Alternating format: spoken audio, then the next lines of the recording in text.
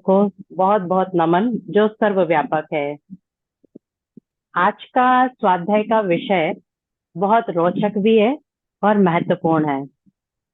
रोचक इसलिए क्योंकि मैं कल सबने वो मूवी देखी है, पीके नाम की मूवी देखी है, और मैं भी कल उसको देख रही थी। और उस मूवी को देखते समय एक ऐसा उसमें सीन आता है, दृश्य आता है, जिसमें आमिर खान एक दुकान पर जाता है। और दुकान पे जाते समय वह एक मूर्ति को खरीदता है। और मूर्ति खरीदते समय खरीद के उसके साथ कुछ बातें करता है, लेकिन बातें करने के बाद उस दुकानदार के पास जाता है और वो दुकानदार से कहता है, ये मूर्ति आपकी काम नहीं कर रही है। दुकानदार कहता है, अरे ये मूर्ति तो मैंने अपने हाथ से बनाई है और बहुत अच्छे से बनाई है, ये डिफेक्टेड माल नहीं है। तो वह मुख्य पात्र यानी आमिर खान कहता है कि भगवान को तुमने बनाया है कि भगवान ने आपको बनाया है। दुकानदार कहता है कि अरे भगवान ने हम सबको बनाया है, लेकिन ये मूर्ति मैंने बनाई है। उसी पॉइंट को लेकर बस मेरे मन में कल से यही विचार आ रहा था कि वह बात कितनी सत्य है कि भगवान को किसने बनाया, भगवान कहाँ रहता है, कौन है और क्या करता है। बस इसी बात से ये दिमाग में आ रहा था। तो जब मंदिर की बात आई, मूर्ति की बात आई, तो मेरे दिमाग में आया कि वाकई में क्या हमें मूर्ति पूजा करनी चाहिए, क्या मंदिर जाना चाहिए, और यदि जाना चाहिए तो क्यों जाना चाहिए, और यदि नहीं जाना चाहिए तो क्यों नहीं जाना चाहिए। इस बात को विषय को लेकर ही आज का विषय का मुख्य टॉपिक है कि हम मंदिर क्यों जाएं, या मंदिर का महत्व, मूर्ति पूजा क्यों करें। आपने देखा होगा कि जगह जगह पर, चौराहे पर कुछ मूर्तियां लगी रहती हैं। आपने सभी, अपन किसी चौराहे से निकलते हैं तो जगह जगह पर किसी नेता की मूर्ति लगी रहती है, या किसी भी तरह की बहुत सुंदर तरीके से कलश बनाया, या हाथी या शिवाजी की मूर्ति बनी हुई है। हम जब उस मूर्ति को देखते हैं, उस चौराहे से निकल जाते हैं, तो उस मूर्ति को देखकर हमारे मन में कोई भी भावना उत्पन्न नहीं होती है, कोई भावना नहीं आती है। लेकिन जब हम मंदिर जाते हैं और मंदिर में प्रवेश करते हैं, तो प्रवेश करते से ही उस मुख्य द्वार पे हम जैसे जाते हैं, हमारी मन की भावनाएं कुछ इतनी निर्मल होती जाती हैं धीरे धीरे। और जब हम उस मूर्ति के सामने जाते हैं, तो स्वाभाविक रूप से ही हमारे दोनों हाथ ऐसे जुड़ जाते हैं। क्यों हो जाता है? और आप देखिए, ऐसे जैसे हमारे जब दोनों हाथ जुड़ते हैं, तो आपके मन में किसी भी प्रकार की मन के विकार उस समय नहीं आते। ना कोई चिंता रहती है, ना उस समय आपको कोई क्रोध आता है, ना निराशा रहती है। बस आपको उस सामने जो मूर्ति है उसको देखने की, उसके दर्शन पाने की, एक झलक पाने की ललक रहती है। तो जो सर्वव्यापी भगवान है, जो कण कण में व्याप्त है, तो मंदिर हमें जानने की क्या आवश्यकता है। उस मंदिर के पास, उस मूर्ति के पास जाते से ही हाथ जोड़ने की स्वतः ही क्रिया क्यों हो जाती है, क्या कारण है? क्योंकि हम सब आत्मज्ञानी हो रहे हैं, यानी ध्यानी बन रहे हैं। और एक ध्यानी से यदि पूछा जाए कि क्या आपको मंदिर जाना चाहिए, तो आप कहेंगे,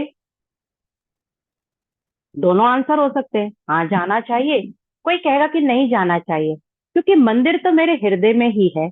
और मंदिर तो हम जहां बैठे हम वहां बना सकते हैं। बिल्कुल सही बात है कि हम मंदिर वहां बना सकते हैं। परंतु मंदिर एक ऐसी जगह है जहां पर विग्रह अवतार का रूप हमारे सामने आता है। जो मूर्ति सामने रहती है वह मूर्ति नहीं रहती है, बल्कि उसे विग्रह अवतार कहते हैं। जैसे कि हमने कहा कि आपको चौराहे पर जो मूर्ति खड़ी खड़ी है, उसके प्रति आपकी कोई भावनाएं नहीं रहती हैं। लेकिन आप जैसे ही मंदिर में जाते हैं और आपकी भावनाएं बहुत निर्मल हो जाती है। आपने देखा होगा कि म्यूजिशियम या है ना कहीं पर प्रदर्शनी लगी है या एग्जीबिशन है या कोई बाहर चौराहे पर जो मूर्ति है, सुबह प्रातः ब्रह्म मुहूर्त में क्या वहां पर 4 बजे से पूजा पाठ होती है, क्या घंटा ध्वनि बजते हैंगे? वहां नहीं होते हैं। उसी विग्रह, जहां विग्रह अवतार है, जहां पर लोगों की श्रद्धा विश्वास बसा हुआ है, वहीं पर 4 बजे से लोग क्यों पहुंच जाते हैं? क्योंकि वहां पर एक विशेष ऊर्जा आपको मिलती है, ना कि कहीं और मूर्ति पर मिलती है। हम भी अपने घर पर, आप सबके घर में शायद, निश्चय ही, शायद नहीं निश्चय ही, एक विशेष स्थान आपने भी बनाया होगा अपने घर में, जहां एक छोटा सा देवालय बनाया होगा। और आप प्रातः जब स्नान ध्यान करने के लिए बैठते हैं तो वहां जाके अपना सिर नवाते हैं, तो सिर मस्तक करते से ही आपकी भावनाएं बहुत अच्छी हो जाती हैं। क्यों? क्योंकि वहां पर आपको उस मूर्ति में मूर्ति नजर नहीं आती, स्टेचू नजर नहीं आता, बल्कि एक विग्रह अवतार नजर आता है, जिससे आपको एक ऊर्जा का संचार होता है। हाँ, ये बात सच है कि मूर्ति के सामने जब हम जाते हैं तो हमारी ही ऊर्जा का प्रतिबिंब हमारे ऊपर पड़ता है। ये बिल्कुल सत्य है। लेकिन ये कब सत्य है? जब आपको धीरे धीरे ज्ञान प्राप्त होता जाता है, आप उस आत्मज्ञानी बनने का प्रयत्न करने लगते हैं और आत्म साक्षात्कार के जब समक्ष आ जाते हैं, बिल्कुल निकट आ जाते हैं, तब आपको ये पता चलेगा कि ये मूर्ति की जो ऊर्जा है वह मेरी ही ऊर्जा मुझे मिल रही है। परंतु जब हम ईश्वर उस मूर्ति, उस मंदिर में उस मूर्ति के सामने जाते हैं, तो वहां पर जाते समय हमें ये नहीं पता कि हमारी ही ऊर्जा उस प्रतिबिंब से हमें प्राप्त हो रही है। हम बस वहां पर निश्चल हो जाते हैं।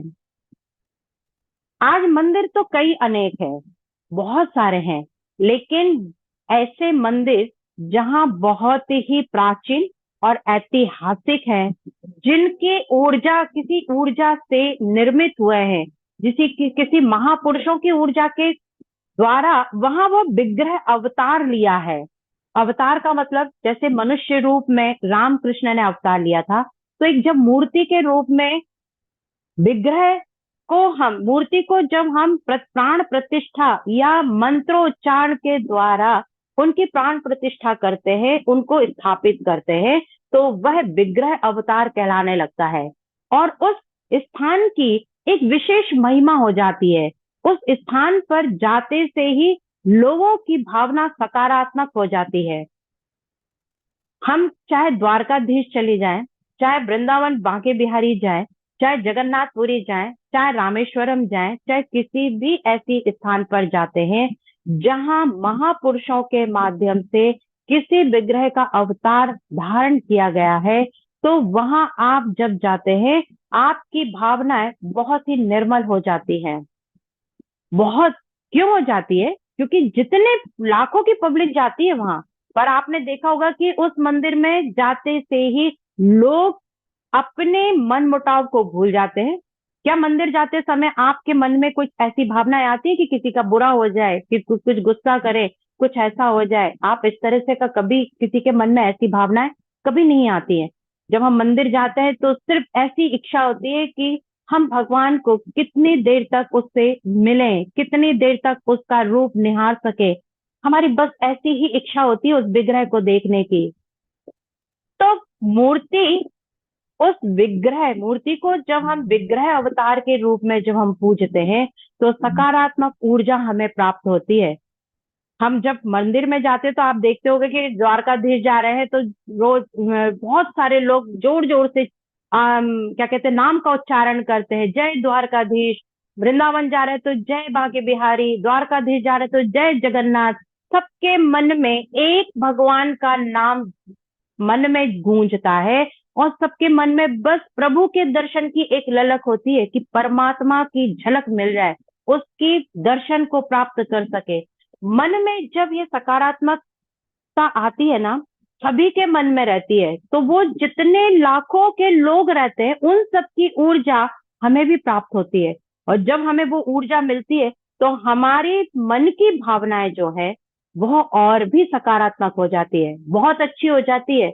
आप लोगों ने देखा होगा कि कई कई तो मूर्तियों को देखते से ही किसी किसी की आंखों से आंसू निकलने लगते हैं। कोई इतना हृदय से द्रवित हो जाता है कि उसके मन में बस ऐसी इच्छा होती है कि कब वो मुझे मिल जाए, कब मैं उनके चरणों को पकड़ लूं। क्यों होता है ऐसा? क्योंकि जैसे ही वो विग्रह के सामने जाते हैं, उस विग्रह के गर्भगृह की ऊर्जा, एनर्जी इतनी सात्विक होती है कि हमारी ही ऊर्जा जब हमारे को पास आती है तो हमें महसूस होता है कि अरे वो चीज जो मैं हूं उसको पाने के लिए अपने आप आंसू आने लगते हैं, अपने आप हृदय द्रवित होने लगता है। तो इस तरह से मंदिर को अवश्य जाना चाहिए, जहां पर मन साफ हो आपका, मन के विकार आपके दूर हो, ऐसी जगह पर अवश्य जाना चाहिए। परंतु हम ये भी तो कह सकते हैं कि मन साफ करने के लिए जरूरी थोड़ी ना कि हम मंदिर ही जाएं। मन साफ करने के लिए तो हम किसी स्थान पर बैठकर ध्यान भी लगा सकते हैं और अपना मन साफ कर सकते हैं। ऐसा भी हो सकता है, हो सकता है। लेकिन उस मंदिर में जाने के लिए यदि आप ध्यानी बन चुके हो, आत्मज्ञानी हो, तो मंदिर में जाके आपका दृष्टिकोण बदल जाएगा। आप ध्यान करेंगे। कैसा ध्यान करेंगे? पहले जब हम जाते थे तो हाथ जोड़ते थे, प्रणाम करते थे और ईश्वर को निहार के वापस आ जाते थे। हो सकता है कि दो चार मांगे भी पूरी करते हों, लेकिन आज हम उस अवस्था में हैं कि हम जब उस विग्रह की अवस्था में जाएं तो वहां पर आप किसी ऐसे कोने में बैठ जाइए और ध्यान लगाइए। किसका? आपने देखा होगा कि वहां घंटा बजता है, उस घंटे की ध्वनि को सुनिए, इतने इत्मीनान से सुनिए। और उस घंटी की ध्वनि को इतनी लंबी जो बजती रहती है, उससे आपका ध्यान की प्रक्रिया और भी लंबी हो जाएगी। वहां पर बहुत सारे दीपक जलते हैं, आप दीपकों को देखिए। दीपकों को देखकर आपके मन में ये भावना आना चाहिए कि ये दीपक जिस तरह से अंधकार दूर कर रहे हैं, अज्ञान का जो अंधकार मेरे मन में भरा हुआ है, ऐसा ही दीपक मेरे मन में ज्ञान का प्रकाश फैला दे। ज्ञान का दीपक जल जाए, ज्ञान की ज्योत जल जाए, ताकि मैं भी समझ सकूं कि आप और मैं एक हूं। तो ये प्रार्थना करनी चाहिए मंदिर में जाके। और सबसे बड़ा ध्यान तो अब हम जब ध्यानी बन गए हैं, तो जब आप विग्रह के सामने पहुंचे, अगर यदि आप हनुमान जी के मंदिर में जाते हैं, आपको हनुमान जी का विग्रह देख देख रहे हैं, तो आप इत्मीनान से बैठ जाइए, बहुत शांति से बैठिए और आंखें बंद करने की भी आवश्यकता नहीं है आपको।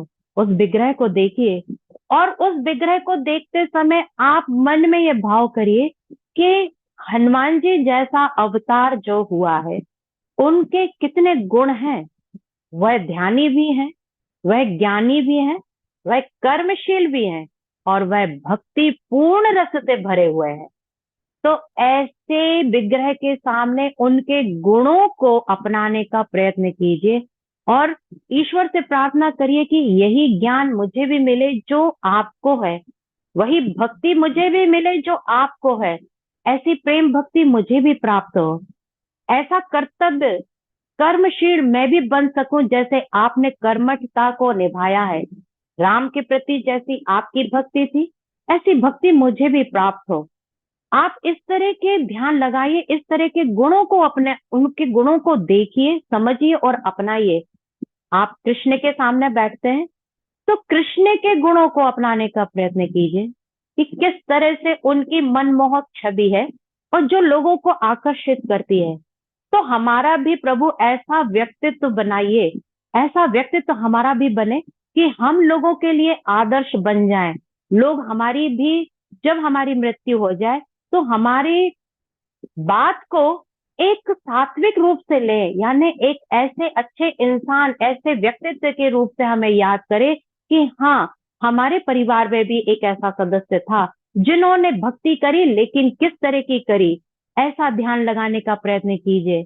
आप राधा रानी के सामने बैठे तो ये याद करिए कि किस तरह से निश्चल प्रेम की परिभाषा राधा रानी ने दी है।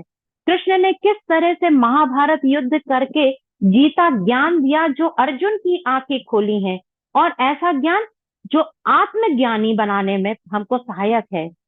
तो जब आप विग्रह के सामने बैठे हैं या राम के विग्रह के पास जाते हैं, तो राम के गुणों को अपनाएं कि मर्यादा पुरुषोत्तम जो राम कहलाते हैं, उनके गुणों को प्रभु हमें भी प्राप्त हो।